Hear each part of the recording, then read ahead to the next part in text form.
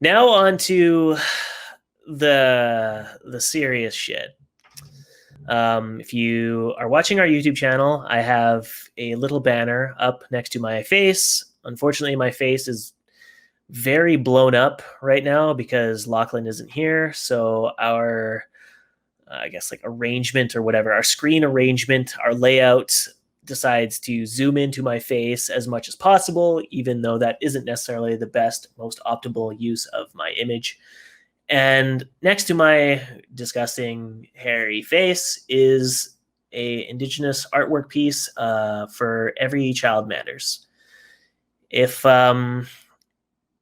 content warning, like what I'm going to be talking about for the next, I don't know, like half an hour or something like that, isn't really is tangentially related to hockey. I'm going to make it about hockey, even though it's mostly me just talking about my frustrations with the hockey ethos and one of the bigger news pieces that came out in the last week. For those of you that do not know or not yet aware, I understand like not a lot of people have cable, follow the news, whatever. But last Thursday, and sorry, if you're looking at the YouTube screen, you're going to see me reading because I wrote out pretty much everything I was going to say here because I didn't want to fumble on my words. I didn't want to come off disrespectful. I didn't want to accidentally say something that I don't mean or mispronounce something and come off like I'm intentionally, uh, discrediting or being disrespectful. Like that's so if you see me, my eyes darting left or right over and over again, like just know it's because I take this shit very seriously. This is a topic that is very close to me and has hit me a lot harder than I really expected it would have. So just bear with me while, I talk about something that's very serious. And if you are a Canadian, if you're an American, if you are any of our listeners from around the world, this should, matter to you as it matters to us as human beings. So if you weren't aware, last Thursday, using ground penetrating radar, a mass grave of 215 children, some as young as 3 years old, were found buried on site of the Kamloops Residential School in Kamloops Shiquapum First Nation. For those of you unaware, I am of Indigenous ancestry. My mom is a Capoeino Cree First Nations member. I think I've retweeted her story either myself or through my sister's account at Chanbing on Twitter, Canucks Twitter OG. So I've retweeted her story a few times, but I'll retell it here on the podcast.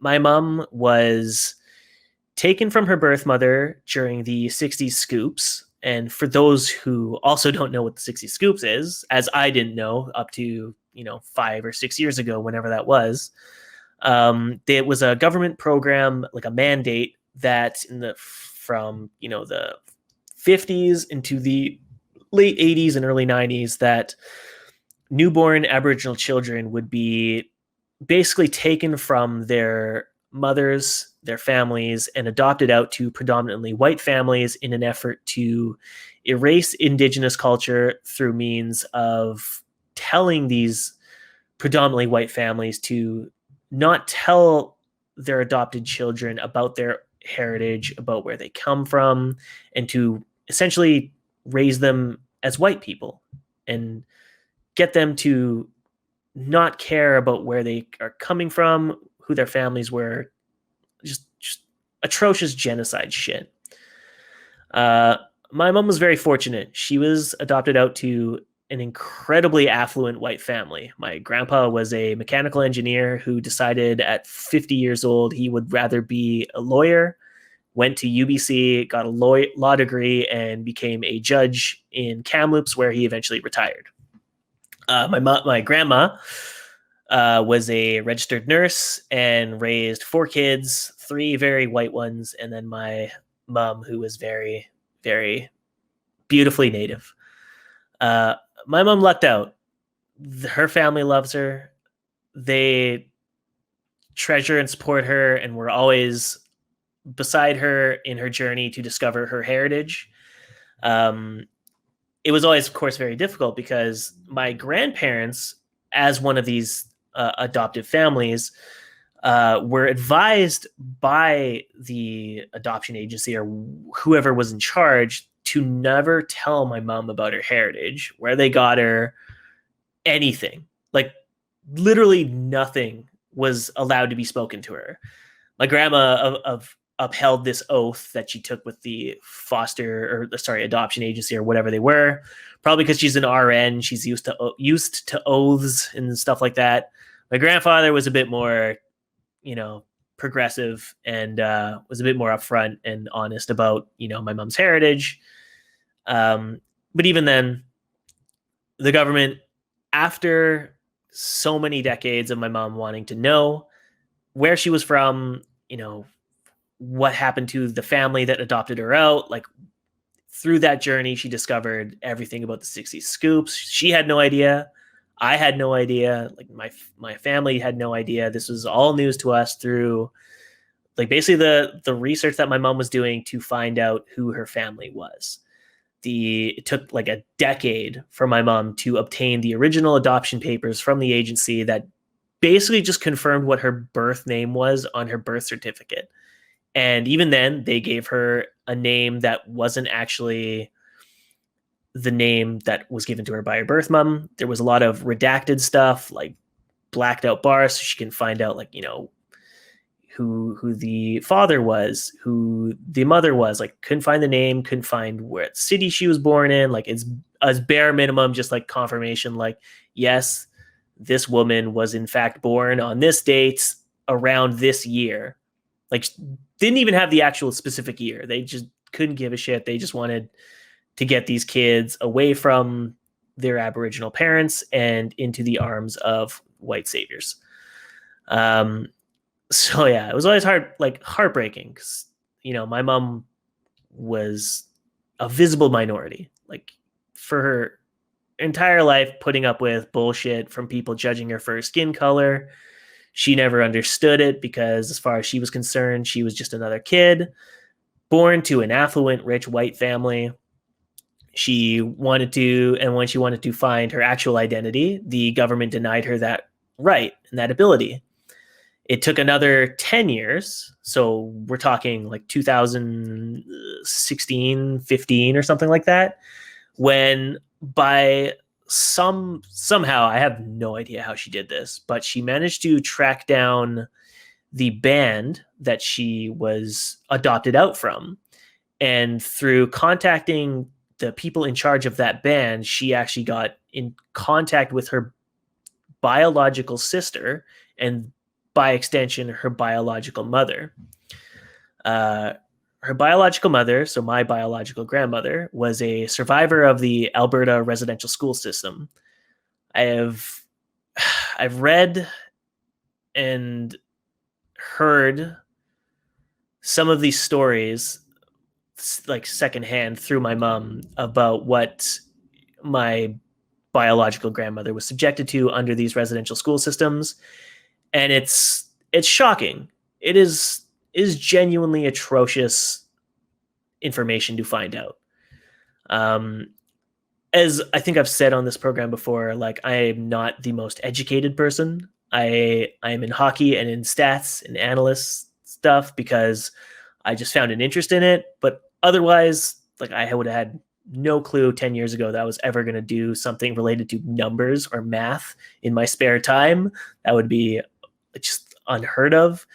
Same thing as my First Nations heritage. I had no idea.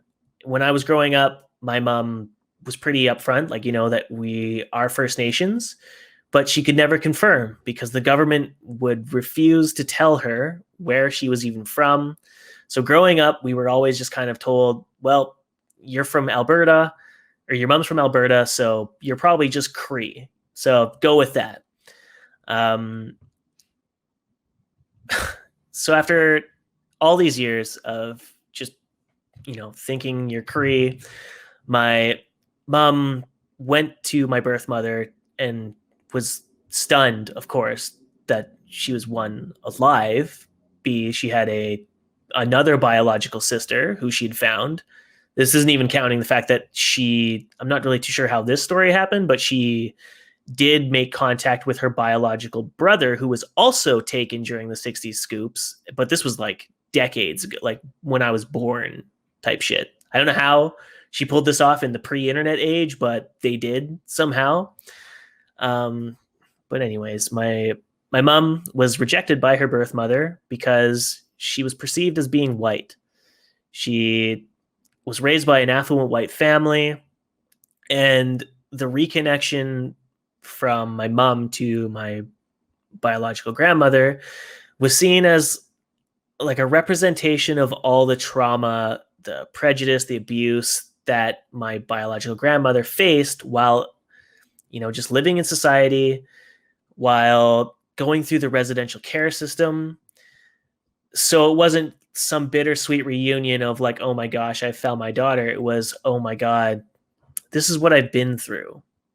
This is the government laughing in my face, basically, because we tried to kill off your name, your family, and through sheer will of my mother, said, fuck you to the government. I'm going to find out where I belong and who I belong to, even if you're going to, step on my toes the entire way. So I have a lot of respect for my mother. She is strong. She's overcome a lot. Her biological mother's overcome shit I would not wish on my worst enemies. So yeah, you're probably wondering, like, okay, what does the story of these 215 children have to do with hockey?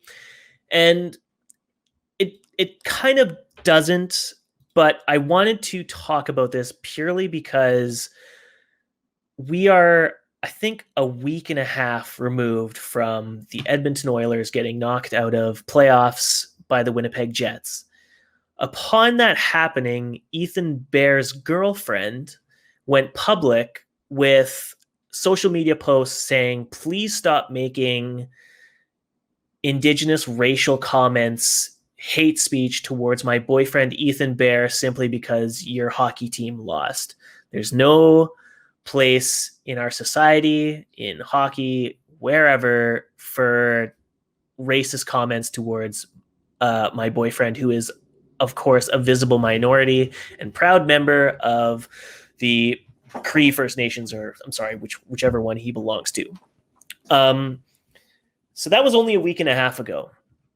And after Ethan Bear's girlfriend came out with this, it was pretty much like pulling teeth to get any kind of reaction from not only the team that he belongs to, the Edmonton Oilers, but players in the league, the NHL, and fellow teams. It wasn't like this is something that's just going to happen overnight. Like, we obviously support our players. We support, anyone facing racial prejudice, and we condemn the awful comments that are being made, because at the end of the day, it's just a fucking game. It took, I think, 2 days or a day. I can't remember. It took basically a period of time that was way too long for Ethan Bear's captain and teammate, Connor McDavid, to just put out a statement that said, I'm with you, bro. Like it took a lot. And this is like atrocious shit being said at a kid for, playing a game and getting benched. Like, not even his fault. It's unbelievable. And so I was hurt that less than a week after this piss poor, pathetic reaction to what Ethan Bear was going through, we have basically a horrific event being brought to light that shines a very, very poor light on Canada's relationship with Indigenous peoples across Canada. And to many people even on my timeline, who had no idea about, what residential schools were, what 60s scoops were, what horrors and trauma that were subjected to First Nations people purely because the government of Canada saw them as second-class citizens not worthy of a place on this earth. So it hurt more that after one of the league's own is basically forced to publicly cry for help. I mean, it wasn't him, it was his girlfriend, but the fact that it took this public outcry to get support for one player, and not even a few days later, this horrific act is revealed that, like, let's be clear here, the Kamloops Secwepemc Nation had to pay to unearth these mass burials.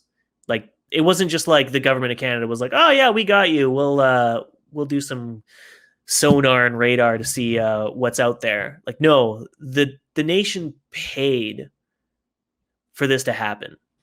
The only reason this happened is because First Nations groups across Canada have to spend their money to find resolution and closure on all of these children who were stolen from their families, forced into these death camps to be stripped of their ways of life so that they are not only hated by their families, but the society that they are forced to live in. And for this news to drop and see so many people just devastated. I was devastated. My mom was devastated. My sister's devastated. To see not one single team put out an outcry of support until 4 days later, when the Canucks, of all teams, put out a statement to extend their support. And I want to give quite a lot of credit to the Canucks in this moment, because they're notorious for being late on what the idiot public, as I like to call them, would perceive as social justice or cancel culture or whatever. They're late on every single major issue that's ever come up. Even when their players opted out of games so that they could protest against the violence happening in Minnesota after the George Floyd murder. They were late on putting out any kind of statement or support of Black Lives Matter, any of that. I don't even think they had a Pride night this year. Like, they are so bad at supporting the people that make up the majority of their fan base, First Nations people being one of them. And I have to credit them now for the statement that they put out, because they could have put out a very simple, feel-good statement that didn't really amount to much, just a bunch of empty platitudes that don't really matter. Because I will say, after reading the statement of the Canucks, I then saw the statement of the Winnipeg Jets, where they don't, like, the Winnipeg Jets, for those that don't know, are very in tune with the First Nations people that surround Manitoba. They have these wonderful, wonderful Aboriginal jerseys that they roll out like once a year. And I know you hear like once a year, like, what does that mean? Like, yeah, it's a work in progress, people. Their statement didn't even have what the Canucks had put in their statement, which I will read to you in full here. Tonight and going forward, Rogers Arena will be lit up orange to honor the 215 children found in Kamloops, as well as every other child who was forced to attend residential schools and their families. We acknowledge the genocide of the Indigenous community, and as Canadians, must do more towards real truth and reconciliation. That last sentence in there didn't need to be in there when you think of a PR standpoint. You think of the BLM or the Black Lives Matters protests and the statements that were put out then. It took, I don't know, until like the 20th team to acknowledge that what happened to George Floyd was a murder. And there is obviously a racial injustice issue towards visible minorities in America that is a crisis. Not a lot of teams took that kind of stance. They just took a stance of what's going on sucks. Everyone should be treated equally. That kind of very generic phrasing. The Canucks put in this phrase, and I could not believe it because they were the first team, so they could have put out the most basic bitch statement imaginable if they really wanted. But they put out a statement that said, we acknowledge the genocide of the indigenous community. That's a powerful statement to people that have been marginalized, ostracized by their society thanks to the government that has spent the better part of 524 something years trying to eliminate them from their society. So to see the Canucks do that was huge. Obviously, lighting up the arena orange is like, step one of like what they actually need to do. I appreciated the fact that they said they need, as Canadians, we need to do more about real truth and reconciliation. And I agree with that. There's so much more that needs to be done beyond just, lowering the flags to half mast and, lighting the arena orange. They're first steps, but realistically, there's a lot more that can be done. So I wrote down a few things, basically just kind of covering like what real truth and reconciliation would actually mean. Because there wasn't really like concrete steps, and like obviously like these statements don't really ever have to have concrete steps, but they just need to kind of acknowledge that they, are on their way to figuring out what they're going to do. On top of the statement that was made by the Vancouver Canucks, the Habs and the Leafs actually put out statements themselves about what had happened, and they started Game 7 with a moment of silence to honor the 215 lives that had been found. Immediately following that moment of silence, they immediately played the Canadian national anthem, which, if you do not know, the writers of the national anthem were basically racists who were white supremacists and viewed Canada as a state that should be run and operated by predominantly white men. And so it's a bit comical to follow up this, this moment of honoring someone with a song that is basically written about people that are glad they are dead and died the way they died. Like, that's so fucked up, and it speaks to like the lack of education of sports teams, sports franchises, sports leagues, people in general in Canada. Like, I'll get into this in a bit, but it's very just like eye rolling to play an anthem that fetishizes the government that spent the better part of its existence trying to erase the very existence of the people that the Jets and the Habs just tried to honor previously with their moment of silence. Like even right now, the current government of Canada, led by Justin Trudeau, is literally fighting residential school survivors in court on a daily basis over how much money they should pay them out.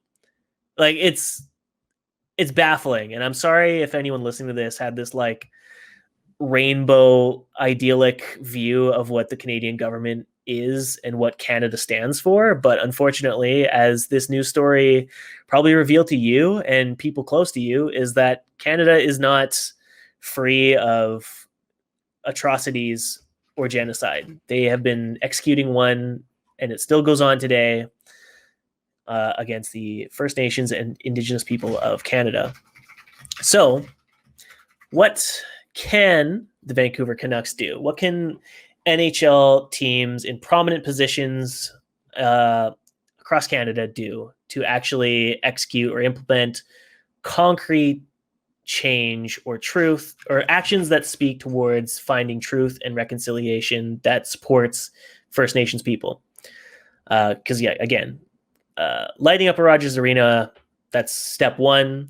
Well, actually, step one, sorry, would have been when they started instituting and mandating land acknowledgements at the beginning of every single game. Like that's a pretty big step. Like of all things, like I would not have expected them to ever do that because, like, yeah, it's unceded territory. Like, why would this mega billionaire who makes his fortune off of appropriating land for farming, wine. Why is he going to acknowledge that he's living on unceded territory? Like, it's a big step for old Aquaman. So kudos to him on that. As much as I hate to give kudos, but the lighting up Rogers Arena, like if you have that lit orange for the next 215 years, like that wouldn't even cover the amount of years lost in just those 215 children that they were found. Like not even close. Like think about it. 215. That's a lot of years lost for absolutely nothing other than hatred. It's horrendous. I saw the Canucks for Kid Fund had tweeted out support for the Indian Residential School Survivors Society, which is actually located in North Vancouver. So like there's potential to grow that relationship even further if you're the Vancouver Canucks. I would suggest, and I feel like I've suggested this even in previous seasons, that the Canucks do an awful job of engaging with the First Nations people that are even in BC or the Lower Mainland. So I don't see why providing like an orange jersey night where they wear an orange alternate jersey that supports, Indigenous children, Indigenous peoples across Canada.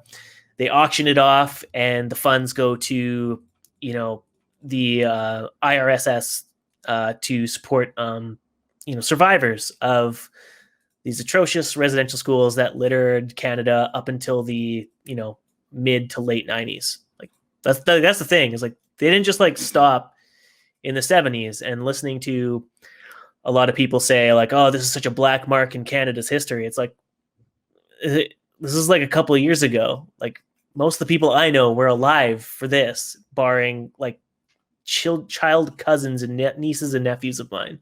This is not old ways or anything. This is brand new shit. This has been around. It is a genocide that has been executed for 500 something plus years, and it hasn't slowed down. I will get into some of those figures supporting this in a bit. But on top of the orange jerseys, which is like a complete shoe-in, Canucks fans love jerseys more than anyone. The hubbub that followed the third alternate jerseys, the revamped flying skate, the revamped stick and rink. People love rebranded jerseys. Throw an orange one in the rotation to show your support of the indigenous peoples of not only Canada, but BC as well. That is super easy to do.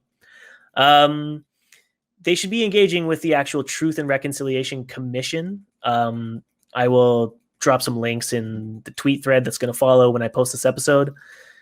But for a team that has as much pull as they do, we saw the reaction to them simply saying, we condemn the genocide of the indigenous people.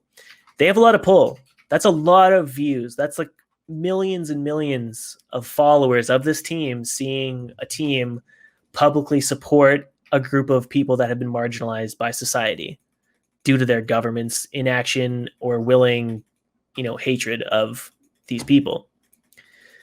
I mean, it'll never happen.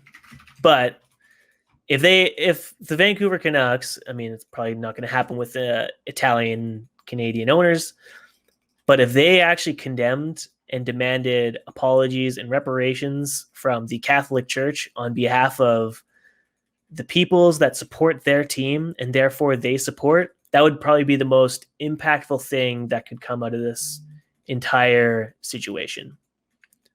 It would be incredible. I don't think it'll never happen just because I know, but if they did, that would be the most impactful thing an NHL team has ever done for a marginalized people, possibly in the history of the NHL.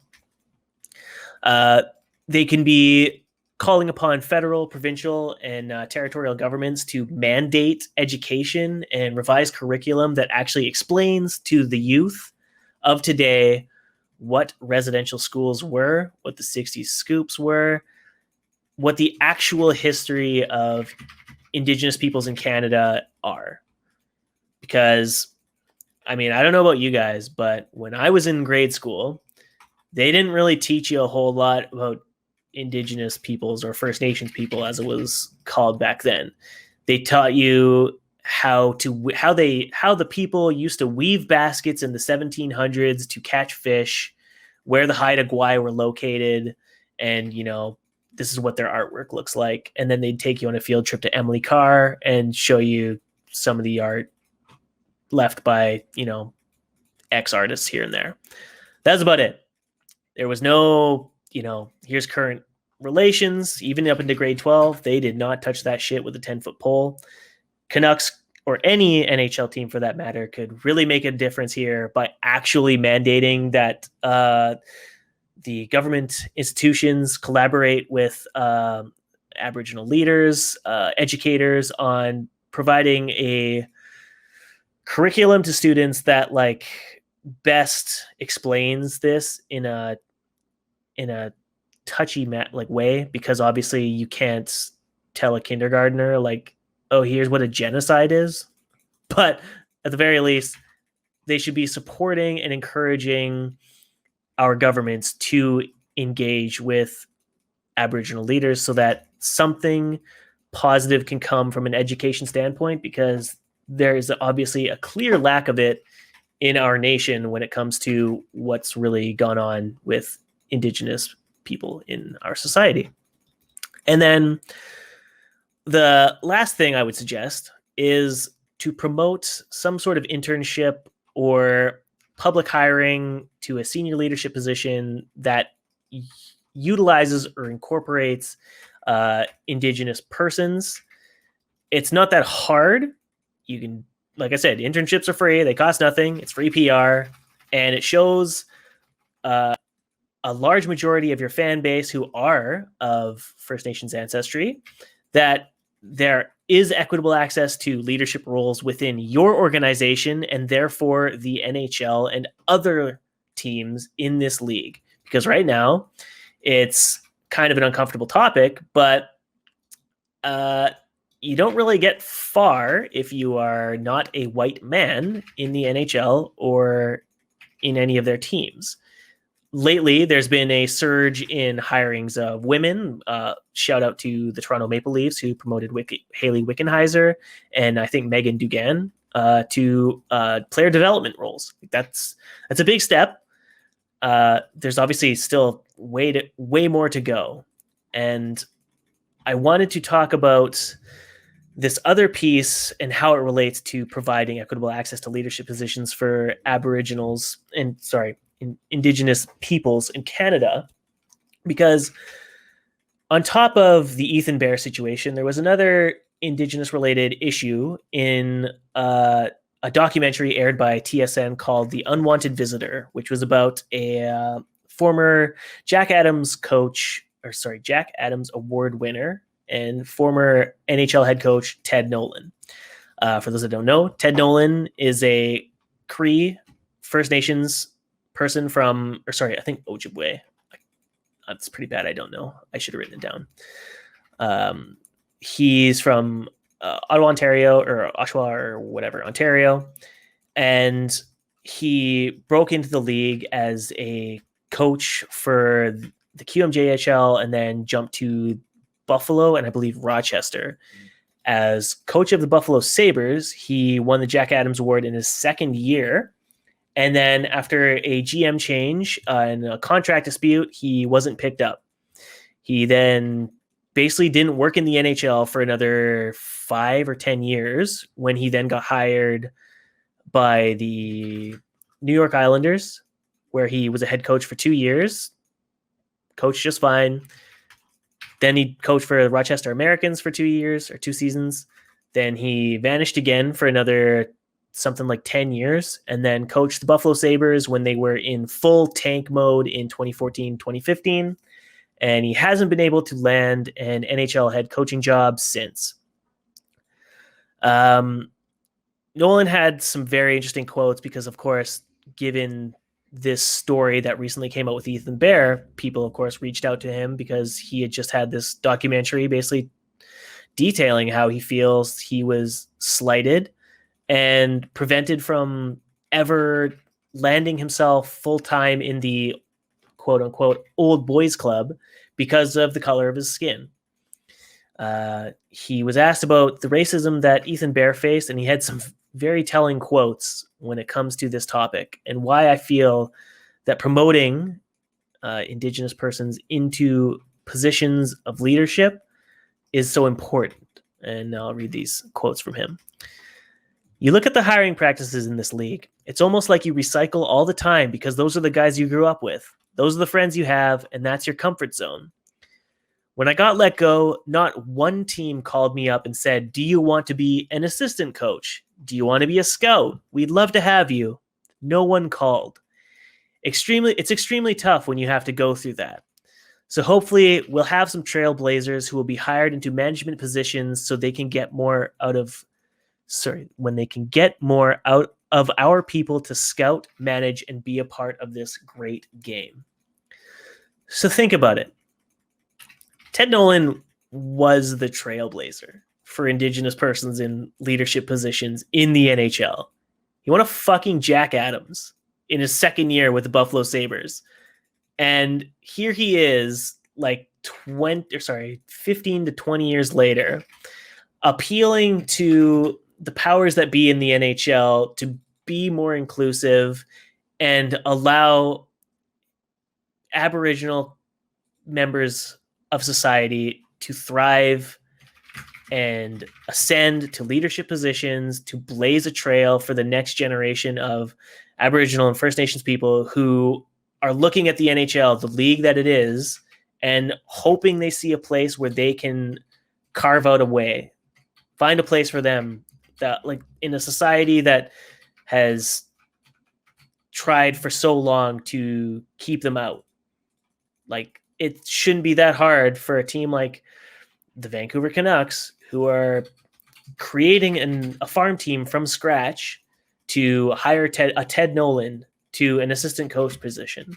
You want to curry favor to people that you're trying to support and encourage, hire Ted Nolan in an associate coach position for your AHL club and make him and another First Nations member who's a part of your organization in Rhonda Lorme as chairman of a group of people that mean to find and identify Aboriginal peoples that are looking to make their mark in hockey and start them out in internships or business roles or whatever in the AHL position, the AHL team that you've just started from scratch. That's a huge win. It's an easy win. And it would tie up a bow on a topic of conversation that was brought up in that documentary that pretty much was swept under the rug after everyone went, oh, that sucks. I always thought he was an okay coach. Oh, well, the conversation is back on. And I mean, the Ted Nolan story is like the second story of, I don't even know, like 3 or 4 that happened this year. And the last one that I want to get into, which is probably the most apparent and visible to Canucks fans, was the start of this season when new goaltender, their backup, Braden Holtby, wanted to do a nice deed by honoring the Aboriginal communities of BC with a mask inspired by Aboriginal artwork.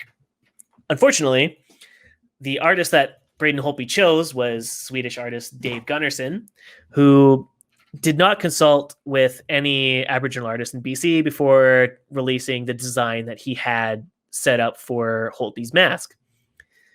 People, myself included, were irked and kind of questioned the oversight, but reasonably understood that Holtby's heart was in the right place. He was trying to do something very honorable and meaningful to the community by honoring them in such a way.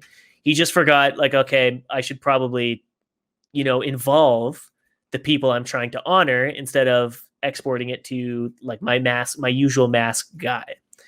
So Holtby issued an apology after this, of course, and he's like, "This is a learning experience. Like, I had no idea about like the culture appropriation issue that was at hand, and I should have consulted with Aboriginal artists on this specific mask design. A new one will be coming out this year.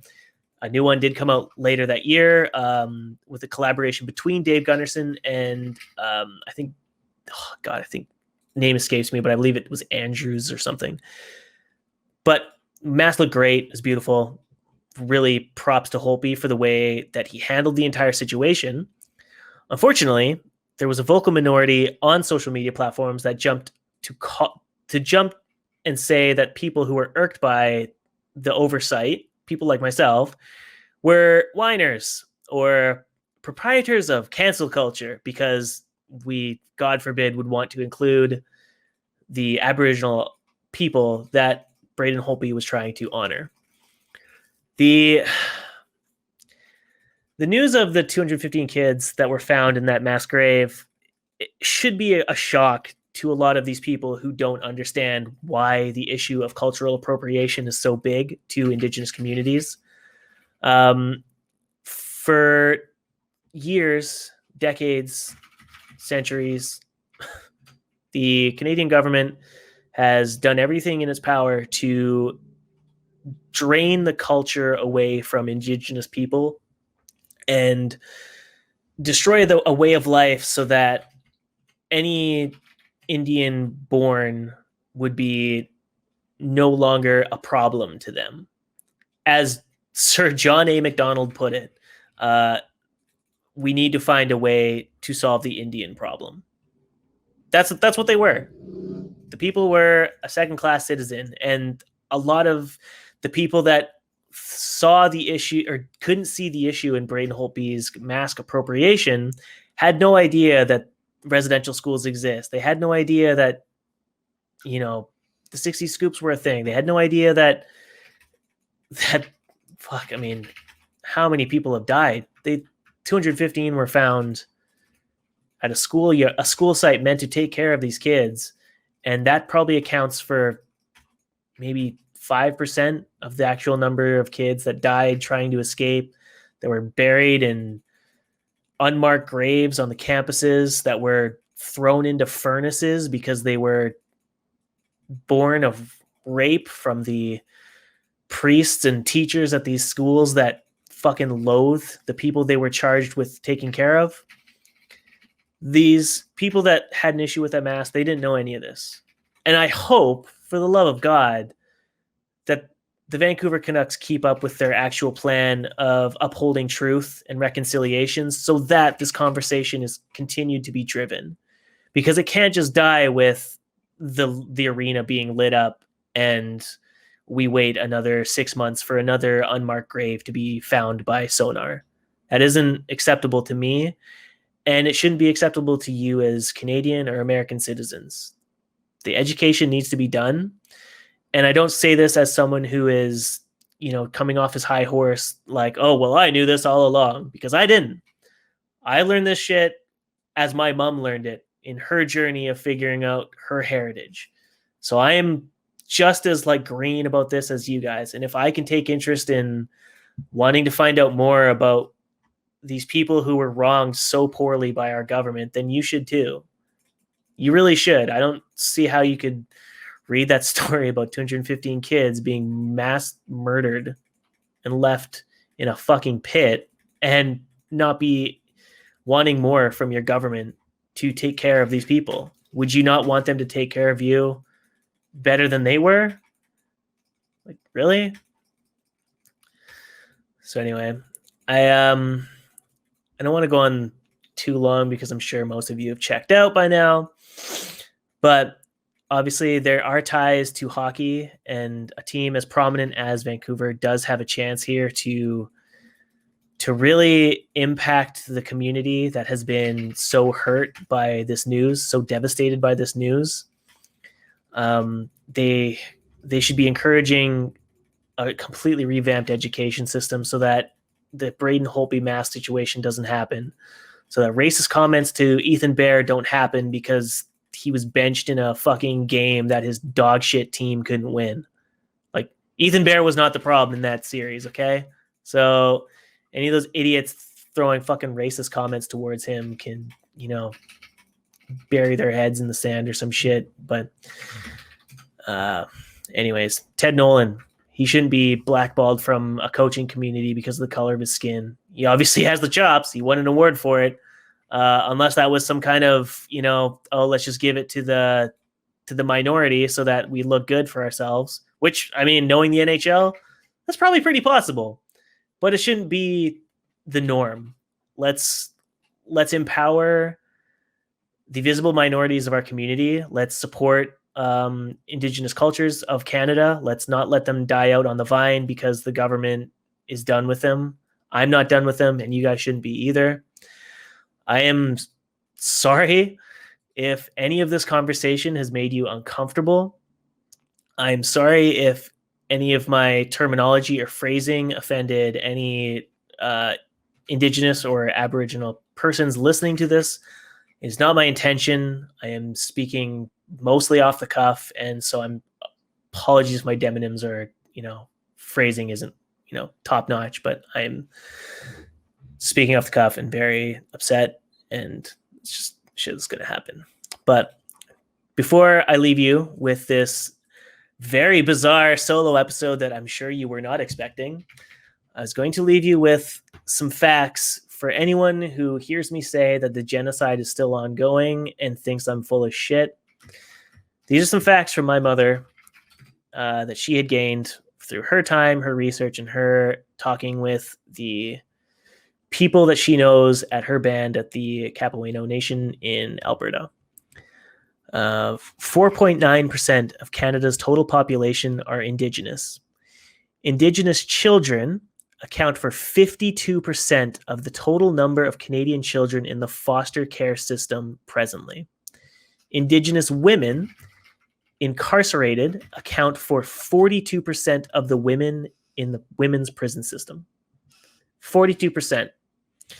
Indigenous men, women, and teenagers account for over 30% of Canada's total incarcerated persons. Indigenous children stolen from their mothers during the 60s scoop is estimated conservatively right now at 35,000 people. Indigenous children death in residential schools is conservatively estimated right now at 4,100. And with these 215, I'm sure there are countless more to come.